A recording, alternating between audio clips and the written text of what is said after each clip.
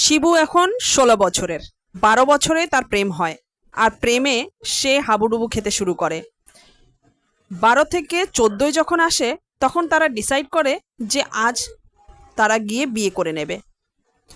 পরিপক্ক বয়স হয়নি এখনো, তবুও তাদের মন মানেনি, তার জন্য তারা গিয়ে বিয়ে করে নিল। বিয়ে এমনই, রেজিস্ট্রি হবে না, সমাজ স্বীকৃতি দেবে না, কিন্তু তবুও প্রেমের রোগ, কি করা যাবে, কিছু করা যাবে না। তার জন্য দুজনে লুকিয়ে চুপিয়ে বিয়ে করলো। ১ বছরের মাথায় তার কন্যা সন্তান। কিন্তু তার দায়িত্ব এতই, সে দায়িত্ব থেকে কখনোই পেছায়নি। তার জন্য কন্যা সন্তান, স্ত্রী, পরিবারে মা বাবাকে সবাইকে রেখে সে শহরে চলে আসে কাজের সন্ধানে।